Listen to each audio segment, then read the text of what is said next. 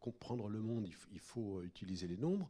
C'est d'une certaine façon quand même la façon dont aujourd'hui la science envisage le monde. Alors ça n'est pas que les nombres, c'est les mathématiques d'une manière plus générale, mais l'utilisation des mathématiques pour comprendre le monde, c'est peut-être quelque chose qui n'allait pas de soi. Les Grecs ont utilisé les mathématiques et la géométrie en particulier plutôt pour s'amuser. Enfin, je simplifie un peu. Mais cette idée qu'il fallait prendre les nombres au sérieux pour avoir des explications, c'est la naissance, d'une certaine façon, d'un regard sur le monde qui ensuite conduit Archimède ou Galilée à proposer des formules pour expliquer le comportement des choses physiques. Et donc, pour le coup, cette façon de dire comment il faut s'y prendre pour comprendre le monde, c'est quelque chose qui est important dans le cas je pense, de l'histoire de l'humanité. Je pense qu'on peut le dire comme ça, un petit peu pompeusement. Oui, tout à fait. Mais tu vois, je te lance sur les promenades sur les plages de Sicile et puis d'Italie du Sud, et immédiatement tu te focalises sur la science. Quand même, les pythagoriciens, c'était une secte un peu ésotérique quand même, non? Ils ont eu chaud un oui, petit peu aux fesses par moment, non? Oui, ils ont même eu des... tu parles de l'incendie de Crotone. Tout à fait. Donc oui, ils ont même réussi à focaliser un certain nombre d'ennemis et qui se sont attaqués à eux. Il y en a qui ont été massacrés dans ce fameux incendie de Crotone, qui doit être vrai, je pense, pour le coup. Qui doit être vrai. Et puis du coup, ceux qui ont pu se tailler ont pullulé partout dans la Méditerranée, si bien que c'est comme les vampires. Justement, oui. les nombres se sont étalés sur tout le tour de la Méditerranée. Les disciples de Pythagore ont été, d'une certaine façon, un peu les concurrents de la naissance du christianisme. Et bon, mais ce ne sont pas eux qui ont triomphé finalement, puisque le christianisme, je pense, a eu plus d'importance philosophiquement, ou plutôt politiquement, que la doctrine de Pythagore. Alors, je suis désolé, mais je ne vais pas parler de plage encore. Non, vas-y. Aujourd'hui, parce que ça te permettra de parler de musique et du nombre dans la musique. Oui. Alors, aujourd'hui, quand on parle de Pythagore, tout le monde pense, et d'ailleurs, je pense que c'est pour ça que l'éditeur voulait qu'on fasse un livre qui s'appelle Pythagore à la plage, on pense au théorème de Pythagore. Voilà, donc les gens qui ne se sont jamais intéressés aux mathématiques se souviennent quand même du théorème de Pythagore, Thalès peut-être aussi, mais plus que Euclide, qui, pour l'histoire des mathématiques, est peut-être plus important que Pythagore. Enfin, du moins de ce qu'on peut en savoir, puisque finalement, sur Pythagore, on sait assez peu de choses. Et surtout concernant même ce qu'il pouvait comprendre et maîtriser sur un plan mathématique. Donc, est-ce que, par exemple, une question toute simple, est-ce que Pythagore connaissait le concept de nombre premier? Ça n'est pas du tout certain, ça ne va pas de soi. Alors, là où le rôle de Pythagore, ou du moins de son école et peut-être de ses élèves, est certainement très important, c'est à propos de racine de 2, de la diagonale du carré. Parce que ce qu'on raconte, c'est qu'il passe de Métaponte, aurait rendu public, oui, parce que les doctrines de Pythagore devaient rester secrètes, devaient rester dans au sein de son école. Et il passe de Métaponte, aurait divulgué l'idée que racine de 2 n'était pas un nombre rationnel, c'est-à-dire n'était pas le quotient de 2 nombres entiers. Et il aurait été banni de la secte à cause de ça. Et alors, c'est là où il y a diverses versions. Il se serait jeté à l'eau, ou il aurait été tué par les membres de la secte. Mais cette histoire du fait que racine de 2 ne soit pas un nombre rationnel, ne soit pas le quotient de 2 entiers, c'est quelque chose qui, dans l'histoire des mathématiques, est quelque chose d'absolument fondamental. C'est le premier résultat que moi je qualifie de négatif en histoire des mathématiques, où on démontre que quelque chose qu'on attendait, que toutes les grandeurs, tous les nombres, plutôt au mieux utiliser le terme de grandeur, puissent s'exprimer comme un rapport de 2 entiers, eh bien c'est quelque chose qui n'est pas vrai et qui se démontre.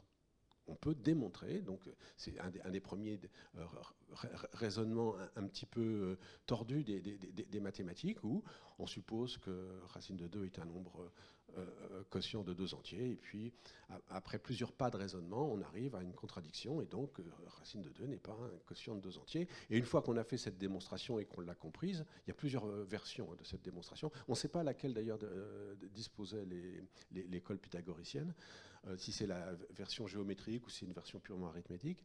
Une fois qu'on a compris la démonstration, on ne peut plus penser que racine de 2 est un quotient de nombres entiers. Et donc il faut imaginer les nombres ou les rapports d'entiers ou les grandeurs géométriques comme autre chose simplement que ce qu'on imaginait a priori, ce que l'intuition première avait suggéré, que tout pouvait s'exprimer comme des rapports de nombres entiers. Donc c'est une révolution et un premier pas dans la rigueur mathématique, dans la compréhension profonde de la nature des objets mathématiques. 3 siècles après, Aristote disait que finalement, les mathématiques, c'était la science des nombres ou la science des surfaces, abstraction faite de tout attribut. Donc c'est effectivement raisonner sur le nombre, raisonner sur la surface en tant que tel, et donc avoir des propriétés en tant que tel. Donc effectivement, Pythagore pour le nombre, puisque le monde est fait à partir des nombres, et Euclide les surfaces. Oui, Euclide les nombres aussi. Oui, bien sûr, la première démonstration dont on dispose concernant la racine carrée de 2, c'est dans Euclide. C'est dans Euclide. Donc, on accorde beaucoup d'importance à Euclide, et moi en premier, pour une raison qui est peut-être injuste en fait, c'est que Euclide a écrit un traité des mathématiques de son époque. Tout à fait. Mais ce n'est pas lui qui a inventé tout ce qu'il raconte, peut-être même pas l'axiomatisation qu'il y a dans Euclide. Et donc, en fait, on lui accorde une importance dans le développement des mathématiques qui est peut-être injuste, parce que peut-être qu'il a copié son maître, dont on ne connaît pas le nom aujourd'hui, je ne sais pas. L'histoire des mathématiques à cette époque-là est très complexe parce que d'abord les concepts ont été déformés ou reformés après par la suite de l'histoire des mathématiques. Quand j'emploie le terme de nombre pour parler de racine de 2, c'est pas si simple que ça dans l'esprit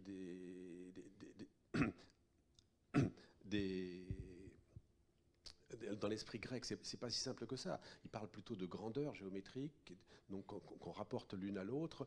Mais imaginez que racine de 2, que la diagonale du carré ce soit exprimable en fonction du côté du carré qu'on va supposer de longueur 1 comme un nombre, ça c'est quelque chose qui n'est pas si clair que ça.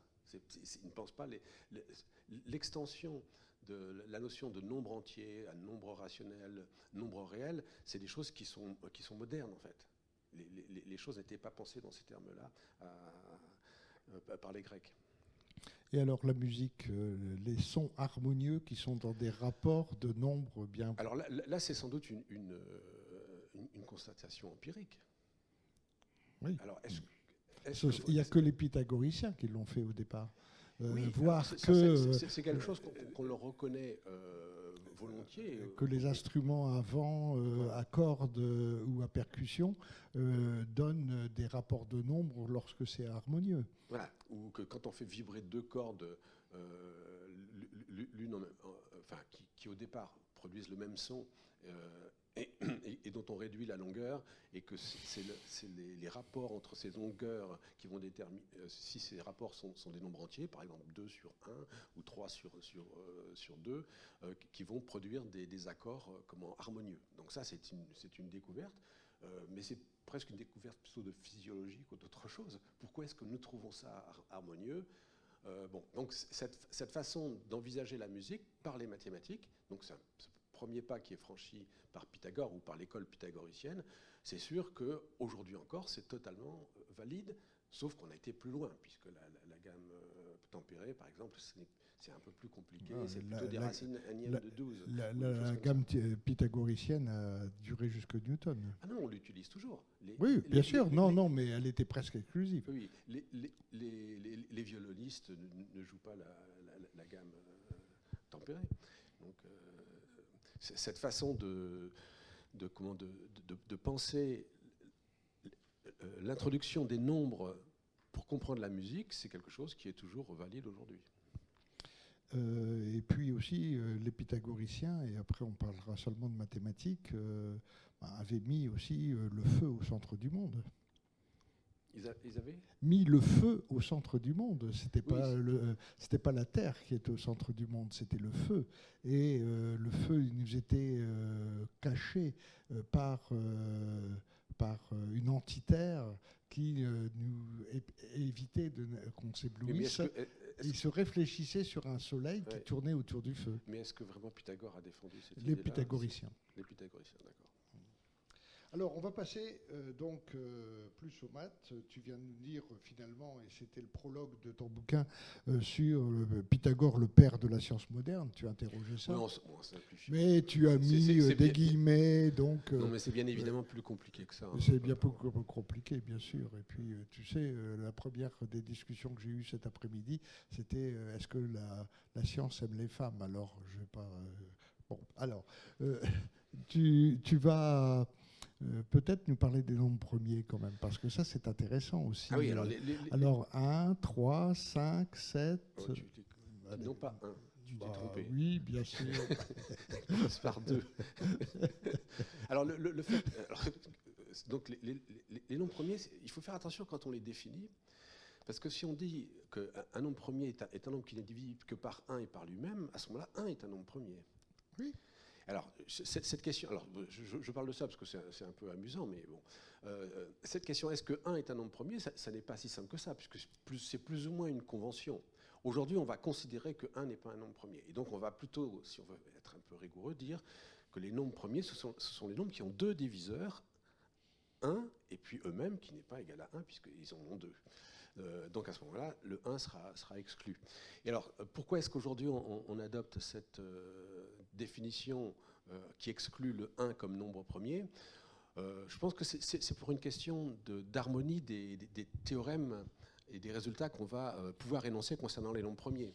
Et vous savez tous, Euclide le savait déjà aussi à sa façon, sans l'énoncer explicitement d'ailleurs dans les éléments, tout nombre entier peut se décomposer comme un produit de nombres premiers d'une manière unique. Or, si on acceptait que 1 soit un nombre premier, ça serait plus vrai. Parce que par exemple, je sais pas, 9, ça serait 3 fois 3, mais ça aussi, ça serait 3 fois 3 fois 1, ça serait 3 fois 3 fois 1 fois 1, etc. Donc la décomposition serait plus unique. Donc il ne faut pas accepter que 1 soit un nombre premier. Et la raison profonde pour laquelle aujourd'hui on exclut 1, je pense que c'est plutôt celle-là, pour une harmonie après des résultats qu'on va pouvoir énoncer, une forme simplifiée des résultats qu'on va pouvoir énoncer concernant les nombres premiers. Mais sinon, c'est une convention. Et alors, la suite des nombres premiers, ça a quelques propriétés remarquables quand même. Alors oui, je précise quelque chose concernant le livre. Donc le livre, au départ, l'éditeur m'a contacté en me disant « Est-ce que vous pourriez faire un livre sur Pythagore à la plage ?» Bon, pourquoi pas, mais je dis, moi j'ai proposé de faire plutôt un livre sur les nombres et la géométrie en essayant de partir, en tous les cas au départ, de ce qu'on pouvait savoir de Pythagore, mais j'aurais préféré qu'il fasse Euclide à la plage, mais l'éditeur n'était pas d'accord. Bon. Donc ça a été Pythagore, et quand j'ai accepté donc de faire l'ouvrage, je me suis dit, moi je ne fais pas un livre sur Pythagore. D'abord, je ne suis pas suffisamment historien des sciences pour le faire bien. Et puis, il y a beaucoup de livres déjà qui existent sur Pythagore. Et bon, comme ils sont en général un petit peu spéculatifs aussi, ou parce que comme on sait peu de choses et qu'on ne peut pas faire confiance aux biographies qui sont disponibles, bon, je n'avais pas trop envie d'insister beaucoup là-dessus. Donc j'ai dit, moi je veux bien faire un livre qui s'appelle Pythagore à la plage, mais je parlerai surtout des nombres, de la géométrie. Alors après, ils ont préféré que je passe plutôt les nombres, alors que j'insiste plutôt sur les nombres. Donc d'accord, je fais un livre qui s'appelle Pythagore à la plage, et après je parlerai de nombres, puisque les nombres, c'est une idée aussi qui qui intéresse. Quand on essaye de faire un livre pour le grand public, il faut, si possible, quand même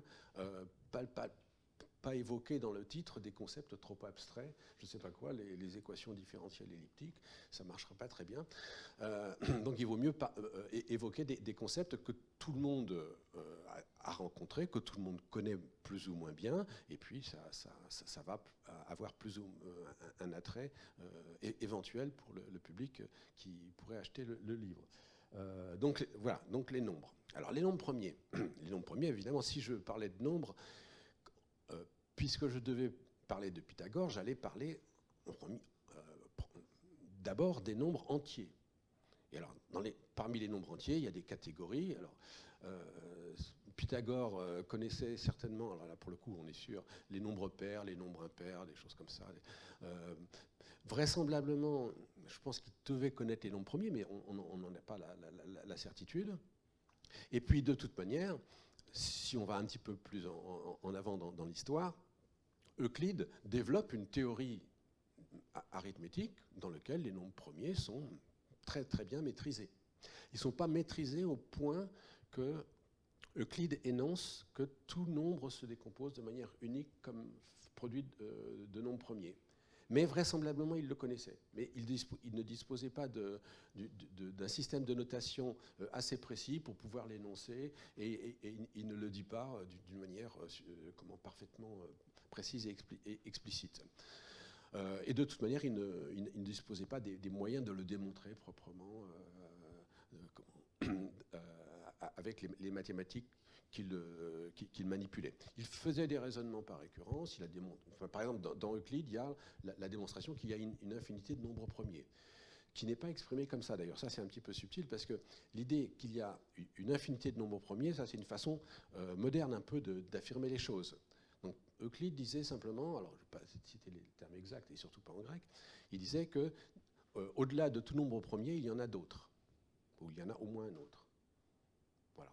Ça veut dire qu'il y en a une infinité, mais c'est quand même une façon d'exprimer les choses qui évite d'introduire l'idée d'infini, qui est quand même un petit peu compliquée, hein, qui peut suggérer des questions un peu trop philosophiques. Voilà, derrière toute quantité finie de nombres premiers, il y en a un qui est plus grand, ou derrière tout nombre premier, il y en a un autre qui est plus grand. Et il le démontre par un raisonnement par l'absurde, qui est aujourd'hui tout à fait valide, et que j'ai enseigné un certain nombre de fois, puisque le raisonnement d'Euclide est parfaitement valide concernant les nombres premiers. Alors, les nombres premiers, du fait que ce sont en quelque sorte les atomes des nombres entiers, puisque tout nombre se décompose comme un produit de ces atomes que sont les nombres premiers. Donc c'est quelque chose qui a évidemment fasciné les mathématiciens de tout temps, on va dire à partir d'Euclide et peut-être un petit peu avant. Et donc on s'est interrogé. Et évidemment, on savait qu'il y en avait une infinité, puisque Euclide le démontre et que c'est pas si compliqué que ça. Par contre, on constatait quelque chose qui était presque évident intuitivement, mais qu'on voyait très clairement, c'est que la densité des nombres premiers décroît. Bon, alors, c'est pas vraiment étonnant, puisque quand on trouve qu'un nombre est premier, si on pense au crible d'Ératosthène, où on barre tous les multiples de ce nombre, à chaque fois qu'on en trouve un nouveau, on barre ceux qui sont derrière et qui sont des multiples. Quand je trouve 13, je barre tous les multiples de 13. Donc derrière 13, il va y avoir moins de candidats possibles pour être nombre premier qu'il y en a avant. Et puis, donc, qu'il y ait une décroissance de la densité des nombres premiers, c'est une chose qui est, je dirais, presque intuitivement évidente. Maintenant, le démontrer précisément, ça, c'est plus compliqué. Et le théorème qui décrit cette décroissance avec précision, c'est ce qu'on appelle le théorème des nombres premiers, c'est Hadamard et de Lavallée-Poussin. D'ailleurs, c'est deux mathématiciens qui l'ont trouvé indépendamment à quelques mois d'intervalle. Ce théorème indique que la densité des nombres premiers autour de n, de l'entier n, donc autour de 1000 par exemple, ça va être 1 sur log de 1000. Et c'est une indication qui est assez précise de la densité. Et donc plus on va aller loin, plus la densité va diminuer, puisque ça va être 1 sur log de n, et que lorsque n augmente, log de n augmente, donc 1 sur log de n diminue, et donc on va avoir une précision assez bonne sur la façon dont les nombres premiers décroissent et dont leur densité donc diminue. Et alors, à ce sujet-là, c'est pour illustrer comment fonctionne la théorie des nombres, il y a quelque chose qui est tout à fait fascinant, c'est que pour préciser exactement l'erreur qu'on commet quand on dit que la densité autour de n est 1 sur log de n, il y a un théorème qui l'indique, enfin plutôt il y a une conjecture qui l'indique, qui est l'hypothèse de Riemann. Donc l'hypothèse de Riemann, c'est en fait, si on la formule précisément, on peut la lire, ou une équivalence de l'hypothèse de Riemann, comme l'affirmation précise de la façon dont cette décroissance suit la règle du 1 sur log de n. Et cette hypothèse de Riemann, j'ai fait attention de ne pas dire théorème, ben aujourd'hui elle n'est pas démontrée. Donc voilà, quelque chose qu'on ressent, qu'on voit mathématiquement, en particulier quand on fait des calculs, donc qui est la formulation de l'hypothèse de Riemann, c'est simplement aujourd'hui une conjecture. Personne ne sait démontrer l'hypothèse de Riemann. Il y a des conjectures d'ailleurs bien plus simples que celle-là, puisque là je ne l'ai même pas énoncé complètement, concernant les nombres premiers. Et la plus simple des conjectures, c'est celle qui concerne ce qu'on appelle les nombres premiers jumeaux. Donc les nombres premiers jumeaux, c'est 11, 13. C'est deux nombres premiers qui sont séparés de 2 unités. Après, il y a 17, 19. Deux nombres premiers qui sont séparés de 2 unités, de 2. 23, non. Lui, 23, 21 n'est pas premier et 25 non plus. Donc 21 ne fait pas partie d'une paire de nombres premiers jumeaux. Bon, et après, quand on continue à examiner la liste des nombres premiers, ben on en trouve tout le temps. On en trouve tout le temps, on peut aller aussi loin qu'on veut, on en trouve. Alors, leur densité par rapport au nombre premier, elle décroît aussi. Elle décroît d'ailleurs aussi comme 1 sur log de n. Mais cette conjecture, simplement qu'il y a une infinité de paires de nombres premiers jumeaux, c'est pareil, aujourd'hui, on échoue à la démontrer. On ne sait pas la démontrer, on le constate. Même la densité que j'ai énoncée des nombres premiers jumeaux par rapport aux nombres premiers, on la mesure, mais évidemment on ne la démontre pas, puisqu'on ne sait même pas démontrer qu'il y a une infinité de nombres premiers jumeaux. Et des conjectures concernant les nombres premiers, il y en a encore bien d'autres, il y en a des centaines en fait, si on veut. L'arithmétique est un domaine assez étrange de ce point de vue-là, où on voit beaucoup de choses, on sait en démontrer aussi, heureusement, mais où très facilement on va tomber sur des choses qu'on ne va pas savoir démontrer. Les nombres premiers jumeaux, c'est un premier exemple. Il y a aussi le fait que tout nombre pair est somme de 2 nombres premiers, c'est la conjecture de Goldbach. C'est extrêmement simple comme énoncé. Tout nombre pair peut s'écrire comme une somme de 2 nombres premiers. Ben, aujourd'hui, on ne sait pas encore le démontrer. Et du coup, les nombres premiers ont fasciné les mathématiciens de tout temps.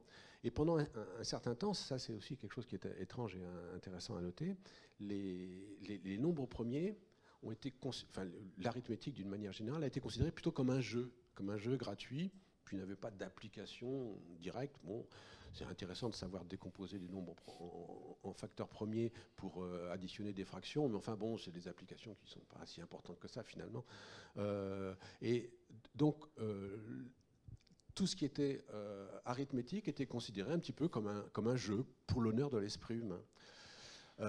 Jusque dans les années... Alors je ne sais pas précisément quand préciser ça, mais c'est, je pense, au tournant des années 50 et peut-être un petit peu avant, où on a découvert que pour bien comprendre les méthodes de cryptographie, pour mettre au point les méthodes de cryptographie, pour bien manipuler aussi d'ailleurs des grands nombres, et toutes sortes de choses qui sont liées aujourd'hui et qui sont très importantes, qui sont liées à la sécurité informatique, eh bien l'arithmétique était essentielle. Et donc l'arithmétique, aujourd'hui, on ne peut plus dire que c'est un jeu pour l'honneur de l'esprit humain, c'est un jeu pour la sécurité des ordinateurs, pour les communications etc. Et donc ça, c'est une évolution qui a été un peu inattendue, qui a peut-être déçu d'ailleurs certains mathématiciens qui considéraient ne travailler que pour le plaisir de découvrir des vérités qui ne servent à rien. Ben, ces mathématiciens maintenant sont déçus. Tu es emporté par ta passion, Jean-Paul, parce que les nombres premiers, nous en sommes au chapitre 3, n'est-ce pas? Il y a 8 chapitres et un épilogue. Alors, on va quand même un peu balayer ton livre, si tu veux bien. Et il y a quelque chose qui m'a intéressé beaucoup aussi, c'est que les nombres de la vie courante présentent quelquefois des régularités qui sont totalement contre-intuitives. Est-ce que tu peux nous en parler de cela? Oui, alors cette fois-ci, on va quitter le domaine des nombres entiers pour aller dans les nombres qu'on rencontre dans la vie courante, qui peuvent être très bien, par exemple, je sais pas, la longueur des fleuves. Alors on peut la mesurer en kilomètres. Bon, à ce moment-là, on ne va pas en général la mesurer avec des virgules, mais ça pourrait être la taille des feuilles d'un arbre, ou ça pourrait être la taille des êtres humains, etc. Et quand on considère donc des séries statistiques de nombres, des séries numériques de nombres tirées de la vie courante. Donc l'exemple, c'est la longueur des fleuves, c'est la population des villes. On peut remarquer une chose. Alors ça a attendu le 19e siècle. Hein, c'est Benford c'est ce qu'on appelle la loi de Benford aujourd'hui, qui avait été trouvée un petit peu avant par un autre physicien. Mais ça s'est passé qu'au début à la fin du 19e siècle et au début du 20e siècle. On s'aperçoit que le nombre 1 apparaît comme premier chiffre plus souvent que le nombre 2, qui lui-même apparaît. Alors là, tu nous donnes une anecdote. Tu dis, regardez la précision de Jean-Paul quand même. Le 6 août 2020 à midi, en lisant la page d'accueil du site du journal Le Monde, j'ai noté dans l'ordre où ils apparaissent les 30 premiers nombres mentionnés, et je vous assure que je n'ai fait aucun autre essai ailleurs ou un autre jour pour disposer de résultats plus réguliers ou plus nets me permettant de mieux appuyer ma démonstration. Les nombres lus sont, et vas-y, raconte. Ah bah, alors vous avez entendu, c'est le 6 août 2020. On était sortis de la pandémie, des confinements et compagnie. On avait le droit de se balader. Et lui, qu'est-ce qu'il fait? Il transforme la page d'accueil du Monde en... Oui, alors ça c'est ce que je voulais, en citant cet exemple-là, c'est montrer que cette loi de Benford, donc sur le premier chiffre significatif. Il faut bien comprendre de quoi on parle. Quand je pense à l'année, par exemple, 2021, le premier chiffre significatif, c'est un 2. Ce n'est pas un 1, d'ailleurs, en l'occurrence. Donc, cette loi qui concerne le premier chiffre significatif, je voulais montrer, puis d'une certaine façon, je voulais me persuader moi-même qu'elle était vraie souvent. Je ne dis pas tout le temps. Après, je vais donner des exemples de situations où la loi de Benford n'est pas vérifiée. Mais je voulais me persuader, et puis persuader le lecteur. Alors, tout à fait honnêtement, donc je ne fais qu'un seul essai. Je prends les nombres. Alors, comme je n'ai pas pris un très grand nombre de nombres dans la première page du Monde, il n'y en avait pas un très grand nombre. Bon, on voit apparaître le fait que plus on recule dans la liste, donc plus on avance dans la liste des chiffres, 1, 2, 3, 4, 5, 6, 7, 8, 9, on voit apparaître qu'effectivement la fréquence diminue. Alors ce n'est pas tout à fait régulier parce que je n'ai pas pris une quantité suffisamment grande de nombres dans la page du Monde. J'aurais dû prendre, si j'avais été plus patient, j'aurais pris le journal tout entier, où j'aurais pris... Donc tu veux dire que le 1 comme premier chiffre apparaît beaucoup plus que le 2 premier chiffre, que le 3 premier chiffre. C'est ça, c'est la loi de Benford. Et la loi de Benford, elle exprime ça encore, alors je suis désolé, c'est un peu un hasard, elle exprime ça avec des logarithmes. Et c'est un petit peu mystérieux parce qu'on se dit... pourquoi est-ce qu'il y a plus de nombres pour mesurer les longueurs de fleuves, en prenant cet exemple-là, qui vont commencer par 1 que par 9? Pourquoi? Ça semble un peu mystérieux. Alors, il faut savoir que le sujet de la loi de Benford, c'est un sujet qui excite une quantité considérable de gens, donc moi en particulier, j'ai publié des articles dans des revues scientifiques sur le sujet.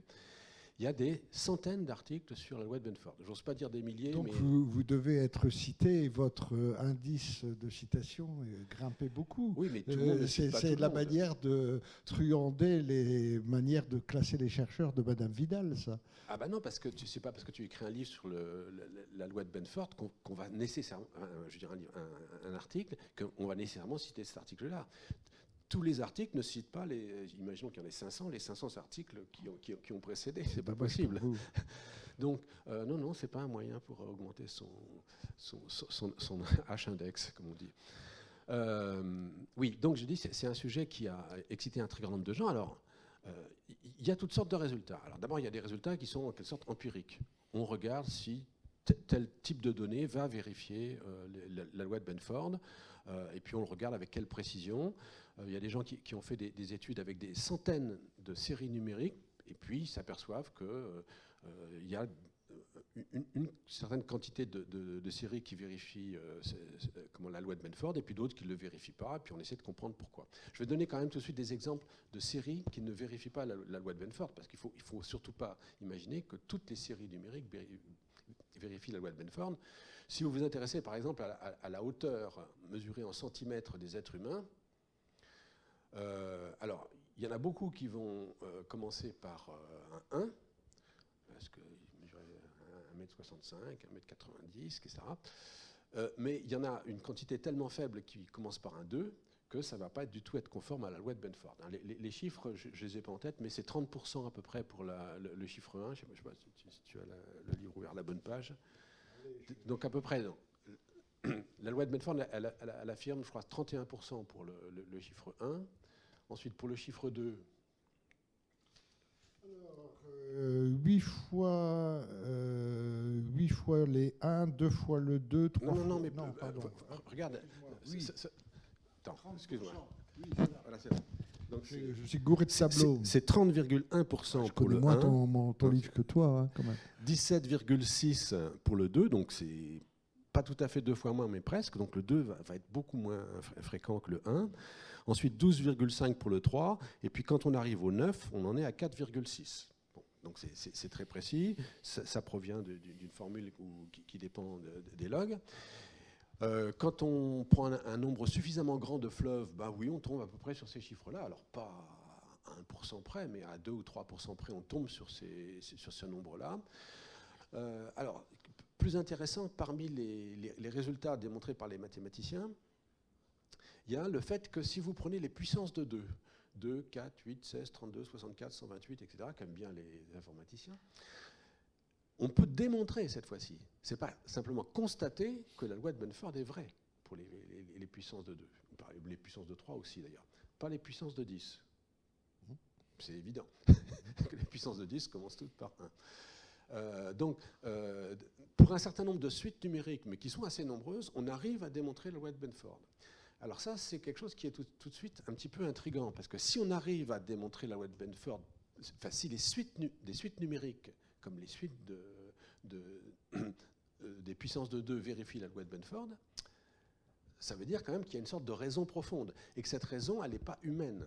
Parce qu'en fait, la question qu'on aurait pu se poser, c'est si la loi de Benford est vérifiée, peut-être que c'est parce que les êtres humains, parce qu'ils utilisent le système décimal ou je ne sais pas quoi, ils vont avoir tendance à considérer les nombres de telle façon qui fait que ça va favoriser le 1 par rapport au 2, etc. Non. Donc si c'est vrai pour les puissances de 2, c'est qu'il y a une raison plus profonde. Et donc la question est de savoir quelle est cette raison plus profonde.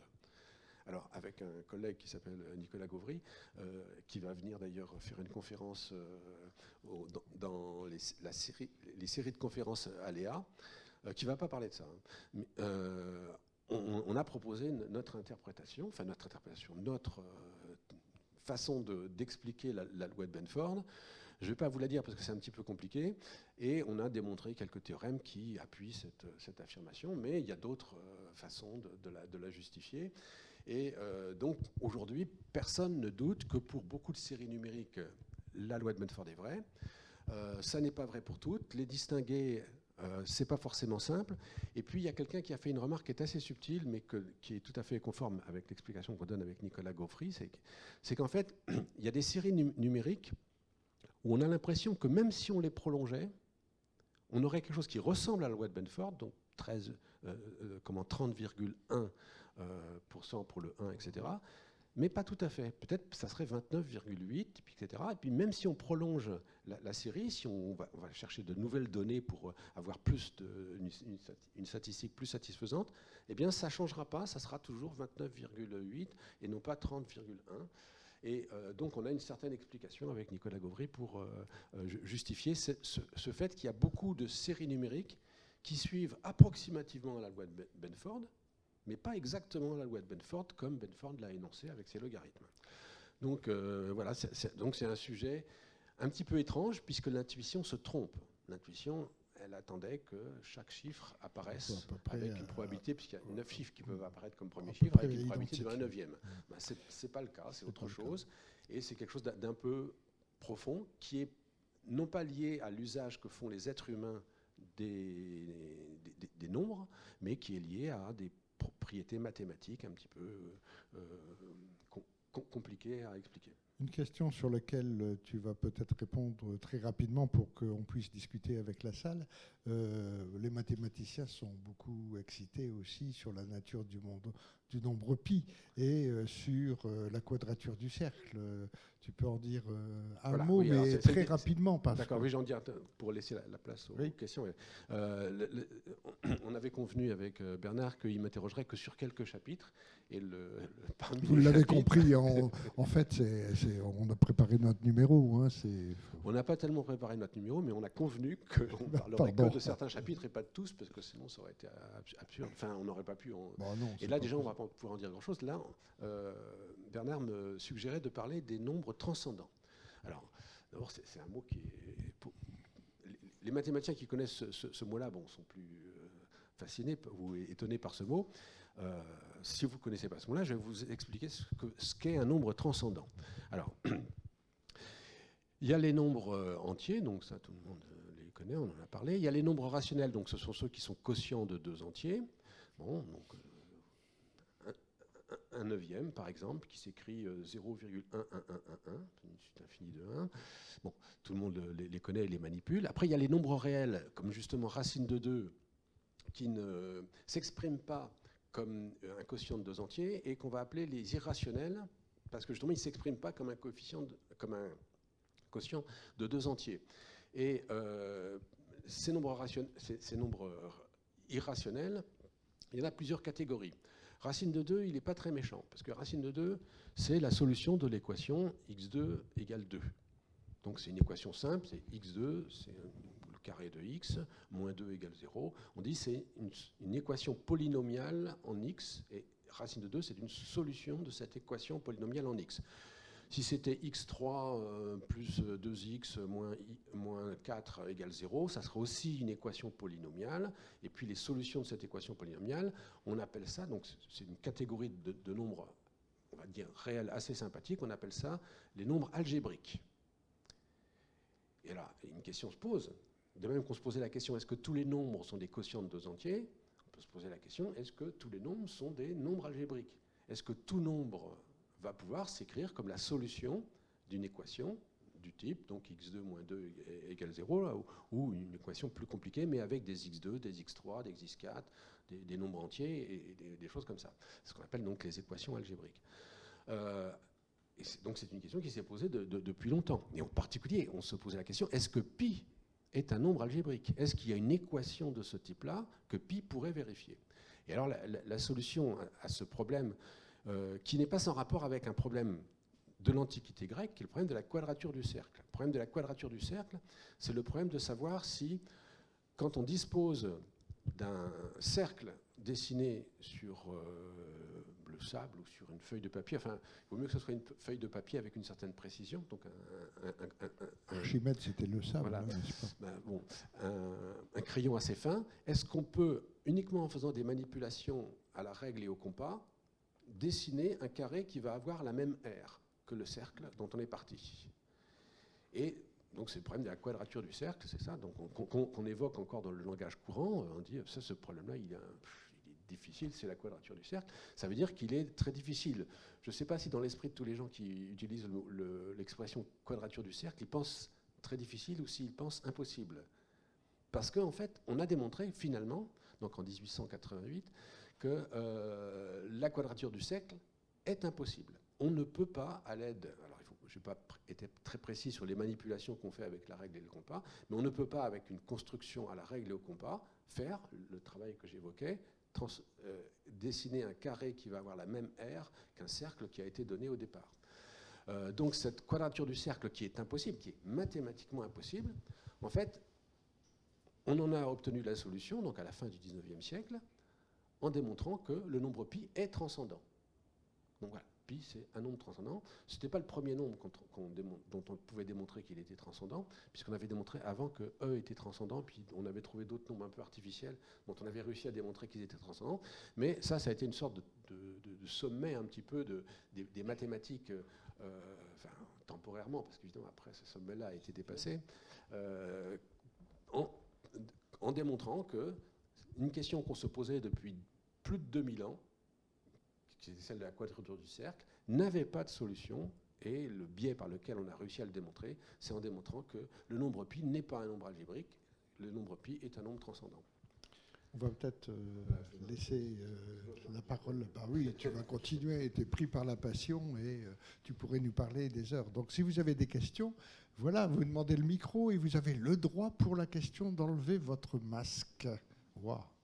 Oui. D'abord, merci pour vos livres, parce que je les adore tous, donc c'est formidable de enfin vous rencontrer. Moi, ce qui m'impressionne, c'est l'éclectisme de tous les articles que je lis pour la science depuis des dizaines d'années. Et ça parle aussi bien de pavage que de calculabilité, que des sujets qu'on a parlé ici. Alors ma question, c'est où vous trouvez-vous toute cette inspiration, vos sources de données? Est-ce qu'il y a une école déléétienne d'adeptes Donc comment vous trouvez toutes vos sources de données? C'est assez impressionnant, parce que ça parle de beaucoup de choses. Il existe des tas de livres, il existe des tas de revues mathématiques, et puis maintenant il existe Internet. Donc l'information scientifique, aujourd'hui, est quand même largement disponible, assez facilement disponible. Après, il faut s'y intéresser d'assez près si on veut ne pas dire de bêtises sur les sujets qu'on évoque. Mais bon, le monde mathématique est immensément vaste. On ne l'a jamais parcouru, on en parcourt toujours que des parties infinitésimales. Bon, mais c'est un plaisir, enfin, du moins pour les gens comme moi qui aiment les mathématiques, d'aller explorer tel petit bout. J'ai demandé vos sources alors. Wikipédia, c'est une source remarquable d'informations, souvent qui ne sont pas mauvaises. Et dans Wikipédia, vous avez à la fin des articles, en général, des renvois bibliographiques qui sont en général pertinents sur les sujets qui sont abordés dans l'article. Donc c'est une assez bonne façon de travailler, d'aller voir l'article Wikipédia, de regarder ensuite les articles qui sont cités, de se les procurer autant que c'est possible, ou les livres. Et puis voilà. Donc aujourd'hui, le monde des sciences est quand même ouvert à tout le monde, largement. Je pense que quelqu'un qui vit dans un endroit totalement isolé, je ne sais pas où, en Afrique ou en Océanie, mais qui dispose d'Internet, il a accès à tout. Toute l'information scientifique, y compris une partie importante de ce qui se publie instantanément, puisque un site comme c'est Archive publie des articles qui parfois ne sont pas les versions tout à fait définitives, c'est des articles qui ont été soumis à une revue et qu'on va pouvoir trouver dans une version, mais c'est en général une version qui est à quelques détails peut-être près la même que celle qui va apparaître dans la revue. Et donc les articles de recherche, on les trouve aussi assez facilement sur Internet. Et quand on ne les trouve pas, si vous me demandez comment faire pour avoir des informations, vous pouvez toujours essayer de trouver l'adresse Internet de l'auteur, vous lui écrivez et vous l'enverra. Sauf si c'est un article trop ancien et qu'il est mort, ou qu'il a pris sa retraite et qu'il lit plus son courrier électronique. D'autres questions? Voilà. Oui. Alors Oui, bonsoir. Bien évidemment, merci pour cette super présentation et merci d'avoir éveillé il y a environ 30 ans mon intérêt pour tous ces mondes de la logique, des mathématiques, le sujet des paradoxes qu'on n'a pas vécu aussi, qui a fait couler beaucoup d'encre et qui nous éveille notre esprit, nous font prendre du recul chaque jour. Voilà ma question en fait. Je vais rebondir sur la remarque sur la loi de Benford de tout à l'heure. Donc effectivement, on se rend compte qu'il y a une répartition des normes assez marrante. Et je sais que l'une des applications de la Benford est de détecter la fraude fiscale. Donc, parce qu'effectivement, des gens qui veulent frauder, ils ne savent pas effectivement, ils mettent pas les nombres de la bonne façon. Et donc, on est en train de regarder quand on voit que les chiffres sont énoncés, ce n'est pas la bonne répartition et donc on soupçonne fraude fiscale. Donc, je trouve que c'est assez marrant effectivement d'opposer, je dirais, le monde des mathématiques et le monde de l'homme. Et donc, ma question derrière cette petite anecdote, c'est est-ce qu'il y a des champs de recherche? Est-ce qu'on se pose la question de est-ce que l'homme est mathématique? Est-ce que l'homme est nombre? Est-ce qu'il y a un lien entre les nombres et le comportement humain et voilà. Dans l'ère de l'intelligence artificielle, ça peut se poser peut-être comme question. Alors, je vais d'abord compléter un petit peu ce que vous disiez sur l'utilisation de la loi de Benford pour repérer la fraude. Alors, c'est un petit peu plus compliqué que simplement, on va regarder si les 1 sont présents avec 30,1%, etc. Parce que, d'abord, les gens peuvent être informés de la loi de Benford. Alors, la loi de Benford, en fait, elle est valable dans toute base. Elle est valable en base 10, mais évidemment, si on convertit les nombres en base 7, elle va être aussi valable. Et si on considère les nombres écrits en base 10, parce que c'est facile à faire, comme des nombres écrits en base 100, la loi de Benford, alors avec la formulation adéquate, c'est plus les mêmes pourcentages évidemment, est valable aussi pour la base 100.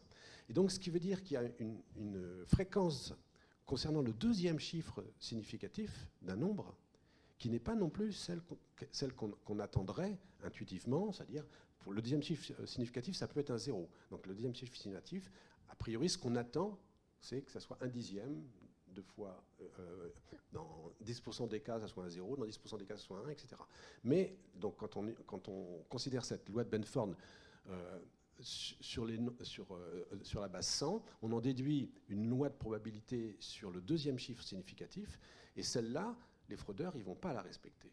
Et donc, du coup, si on a un document qu'on soupçonne d'être falsifié, d'avoir été inventé, on va plutôt s'intéresser au deuxième chiffre significatif qu'au premier chiffre significatif, qui doit vérifier donc cette loi sur le deuxième chiffre significatif. Et là, pour le coup, le fraudeur, il n'a certainement pas respecté la loi de Benford. Alors maintenant, votre question concernant l'homme et les nombres, je ne sais pas très bien comment la comprendre. L'homme aime les nombres, mais dès qu'il s'agit par exemple de probabilité, en général, il n'est pas très bon, ni pour, par exemple, repérer qu'une série de nombres est en quelque sorte normale. Je pense à un exemple simple. Si vous considérez, par exemple, les dates des accidents d'avion, bon, les gens vont en général voir des séries. Ils vont dire, ah bah oui, là, il y a eu 3 accidents dans le même mois, c'est pas normal, il y a quelque chose, il y a une explication à trouver. Donc quand on considère donc des séries de nombres comme ça, la question de savoir est-ce que ces nombres arrivent comme le hasard les ferait arriver, si on choisissait par exemple 10 dates avec une probabilité de 1/365e pour chacun des jours, on peut trouver 10 dates. Puis on regarde si ces 10 dates, elles nous semblent réparties comme il faut, normalement. Et en général, les gens vont voir trop de régularité, ils vont chercher des explications dans le fait que 2 dates soient rapprochées, alors qu'en fait, les dates auront pu être choisies d'une manière aléatoire, parfaitement normalement. Donc notre capacité mathématique à reconnaître le hasard, elle n'est pas très bonne. En général, on va avoir ce qu'on appelle parfois une tendance à l'attente d'étalement. Les 10 dates là, sur une année de 365 jours, qui seraient choisies vraiment au hasard, on ne va pas très bien supporter qu'elles soient situées, que dans ces 10 dates, il y en ait 3 qui soient situées dans le même mois. On va considérer que c'est anormal, qu'il y a une explication à trouver. On va s'attendre à ce qu'elles soient étalées, qu'il y en ait par exemple, je sais pas, 2 dans le premier trimestre, 3 dans le second trimestre, quelque chose comme ça. Et si ce n'est pas le cas, on va avoir l'impression d'être confronté à une anomalie statistique, alors qu'en fait, on a quelque chose de parfaitement normal. les journalistes appellent ça la loi des séries, ce qui veut strictement rien dire sur un plan mathématique. Et donc notre capacité à analyser le hasard n'est pas bonne. Il y a une autre capacité liée au hasard, donc je ne sais pas si je réponds vraiment bien à votre question, mais si on demande aux gens de produire du hasard, en général, ils ne le produisent pas très bien. Et je vais donner un exemple précis. Si vous êtes enseignant et que vous avez des classes devant vous, vous pouvez faire le test, vous demandez à chaque élève de la classe de produire 50 piles ou faces, les uns derrière les autres, en essayant d'imiter ce que pourrait donner une pièce non truquée. Je la jette une fois, ça fait pile, etc. Ce qui va se produire en général, c'est que la plupart des gens, ils vont effectivement faire des séries. Il va y avoir deux piles de suite, pour trois faces de suite. Alors, ce sera pile, face, pile, face, face. Ils vont essayer de faire quelque chose qui n'est pas totalement alterné. Évidemment, ils ne vont pas faire pile, face, parce que ça, tout le monde a bien conscience que ce n'est pas le vrai hasard. Bon, mais en voulant simuler le hasard, malgré tout, ils vont ne pas tenir compte de quelque chose qui est très simple et qu'on peut analyser directement sur les séries de 50 chiffres, c'est que derrière un pile, il y a 50% de chances que ce soit un face, et derrière un face, il y a 50% de chances que ce soit un pile, quand on fait un vrai tirage au hasard. Donc le nombre